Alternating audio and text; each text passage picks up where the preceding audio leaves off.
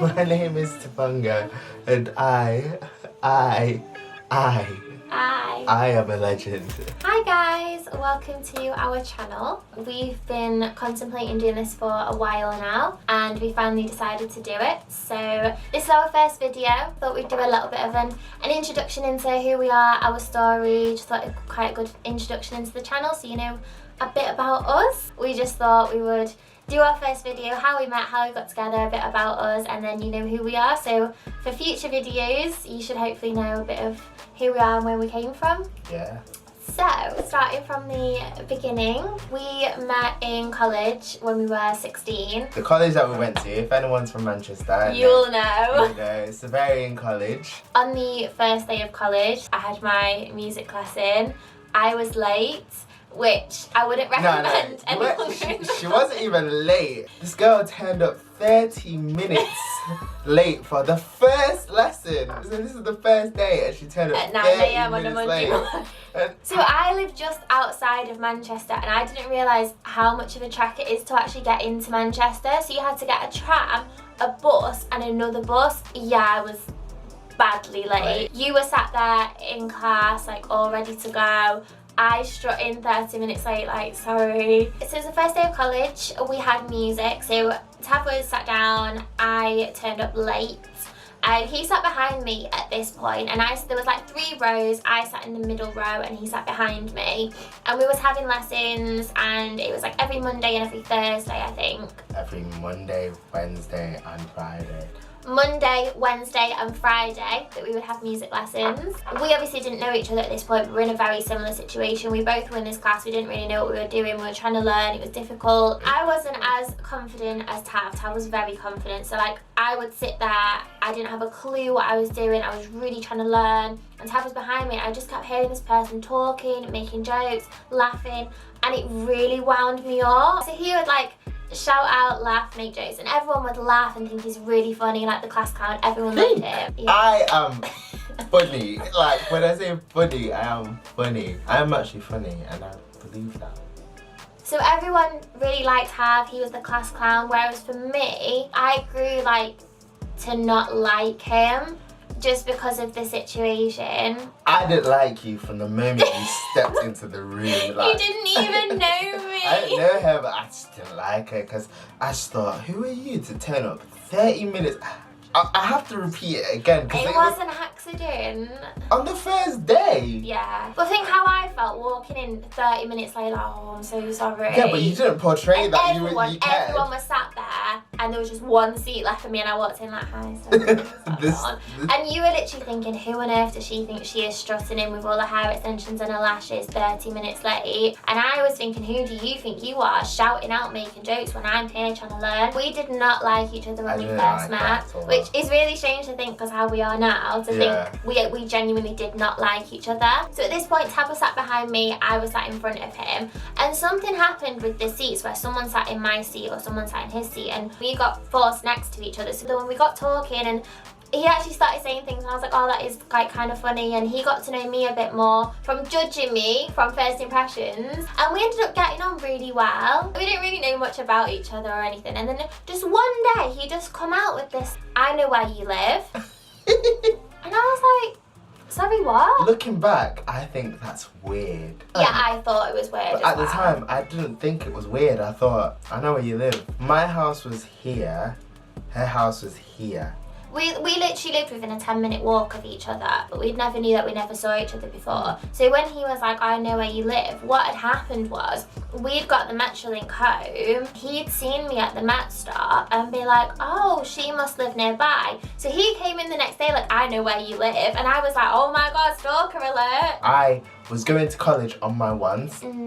Coming back on my ones. Yeah, so was I. This girl in my music class is... That we happen to sit next to each other. We now realise we live in the same place.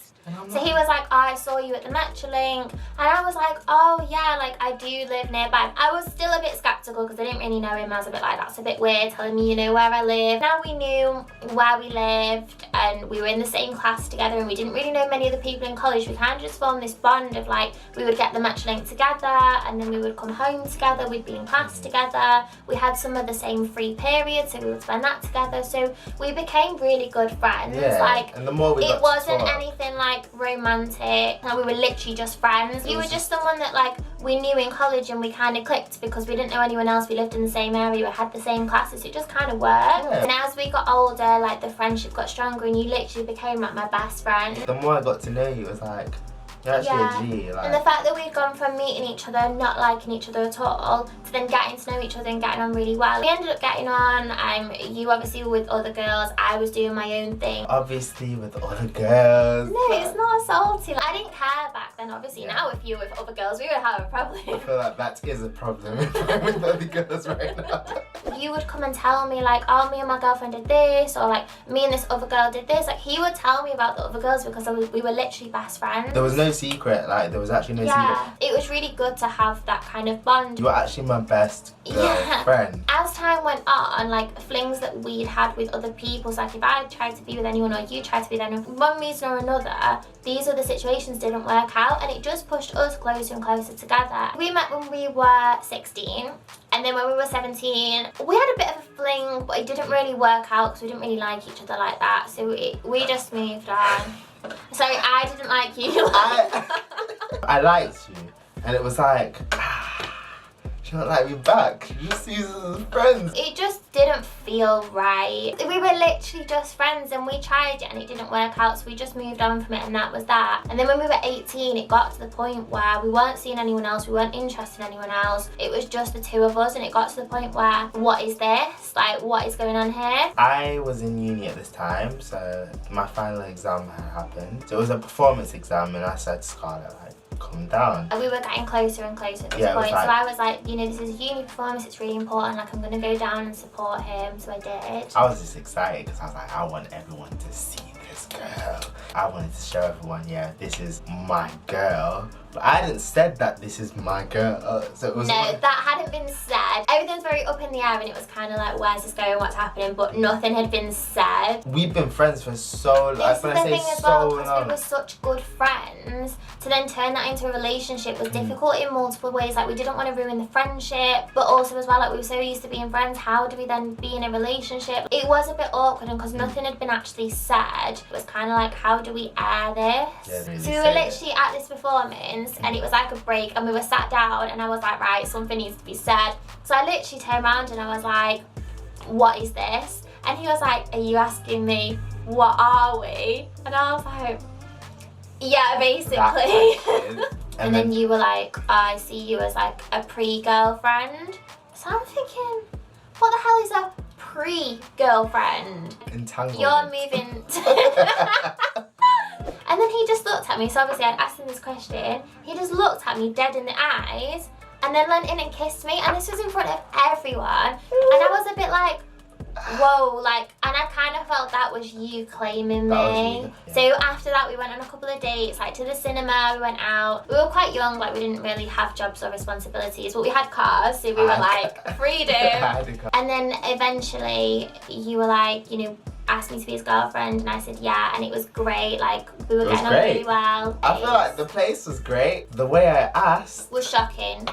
Awful. I wouldn't change it because that's how you felt in the moment and you did what was natural. But in terms of next steps like proposal or marriage, how you ask that needs to be stepped up. We got on really well, like we were going on loads of dates, we were going late night drives, we were getting takeaways, like we were getting on really well. And then it was like a couple months into the official relationship. So we got together in like June time, this was like around September time. And you were in uni, you were going to parties, you were meeting people. I was working in Wales at the time, so we were very distant at this point. We weren't communicating as well, and we ended up breaking up because we just weren't getting on. That really hurt both of us. I think at that point where we broke up, we realised how much we actually liked each other, because not being together, we were like, I can't cope with this. We found it really, really hard. So at that point we realised how much we actually liked each other. So we were still talking, but we weren't officially together. We were still very much involved with each other's lives, but we were just very